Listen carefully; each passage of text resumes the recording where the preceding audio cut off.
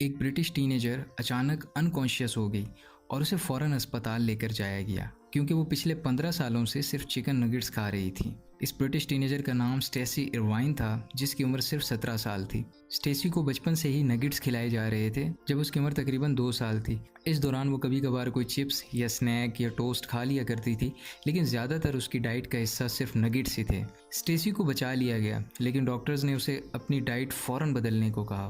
लेकिन इस बात से हमारे दिमाग में एक सवाल पैदा होता है कि अगर हम अपनी सारी ज़िंदगी एक ही किस्म की खुराक या फूड आइटम खाएं तो हमारे साथ क्या हो सकता है। ये इस बात पर डिपेंड करता है कि हम किस किस्म का फूड आइटम चूज़ करते हैं। एन हैटनर, जो कि Stanford university school of medicine में एक न्यूट्रिशन कंसल्टेंट हैं और अमेरिकन डायबिटिक एसोसिएशन की फॉर्मर नेशनल स्पोक्स पर्सन हैं, उनका कहना है कि अगर हम सिर्फ कोई एक वेजिटेबल, फ्रूट या ग्रेन खाते हैं तो यह हमारे ऑर्गन फेल्योर की वजह बन सकता है। अगर हम सिर्फ गोश्त का इस्तेमाल करें तो आखिर में हमारा जिस्म हमारे अपने मसल्स के साथ मिक्स हो जाएगा या ग्राइंड हो जाएगा। और अगर आप किसी किस्म का भी कोई एक फूड आइटम इस्तेमाल करते रहेंगे तो कुछ टाइम के बाद आपके अंदर स्कर्वी का एक सीरियस केस डेवलप हो जाएगा। स्कर्वी एक बीमारी है जो विटामिन सी की कमी की वजह से होती है, जिसमें इंसानों के गम्स सूज जाते हैं और इनसे खून आने लगता है। इसके अलावा अगर कोई ऐसे ज़ख्म हों जो पहले ठीक हो गए हों, वो भी दोबारा ख़राब होना शुरू हो जाते हैं। किसी एक सब्ज़ी या दाल में वो तमाम 9 अमीनो एसिड्स नहीं पाए जाते जो हमारे मसल्स को डेवलप करते हैं। जब आप एक ही किस्म की सब्ज़ी या दाल का इस्तेमाल करेंगे तो शुरू में तमाम अमीनो एसिड्स न होने की वजह से हमारे बालों का रंग हल्का हो जाएगा और हमारे नाखून नरम हो जाएंगे। ज़्यादा वर्स केस में हमारा बॉडी मास कम हो जाएगा। हमारा बॉडी मास कम होने का मतलब ये नहीं है कि सिर्फ हमारे मसल्स श्रिंक होंगे, बल्कि हमारा दिल और हमारे ऑर्गन्स भी श्रिंक हो जाएंगे। वक्त गुजरने के साथ साथ हमारा दिल इतना ज़्यादा छोटा हो जाएगा कि हम मर जाएंगे।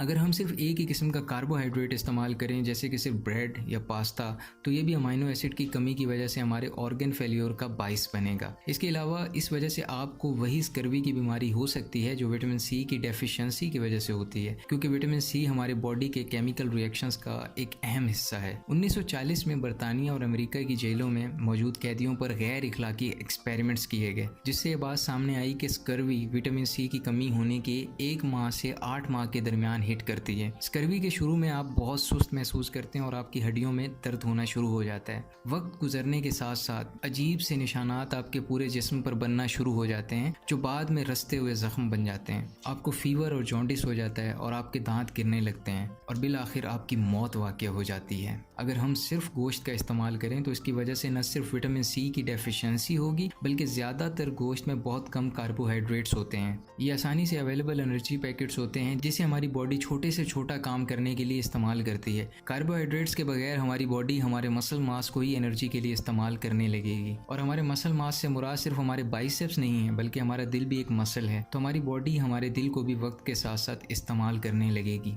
दुनिया में सिर्फ एक ही ऐसी खुराक है जिसमें ये तमाम न्यूट्रिशंस मौजूद हैं जो छोटे बच्चों को जिंदा रखता है, वो है माँ का दूध। ये एक मुकम्मल ग़िज़ा है। दूसरी बेहतरीन चॉइस खुराक के हवाले से मैमेलियन जानवरों का दूध, खासतौर पर वो दूध जो खमीर शुदा या फर्मेंटेड हो, जैसे कि दही। दही में बहुत सा बैक्टीरिया होता है जो हमारे डाइजेस्टिव ट्रैक्ट के लिए बहुत अच्छा है। सिर्फ एक किस्म के फूड आइटम का इस्तेमाल करना कोई हाइपोथेटिकल सिनेरियो नहीं है, बल्कि दुनिया के बहुत से हिस्सों में लोगों के पास सिर्फ एक ही फूड आइटम खाने की ही चॉइस होती है और ज़्यादातर वो राइस होते हैं। साइंटिस्ट जेनेटिकली मॉडिफाइड राइस बनाने की कोशिश कर रहे हैं जिसमें ज़्यादा विटामिन और न्यूट्रिएंट्स हों, खासतौर पर विटामिन ए, ताकि इंसान मेल न्यूट्रिशन या ग़िज़ाइयत की कमी से लड़ सकें।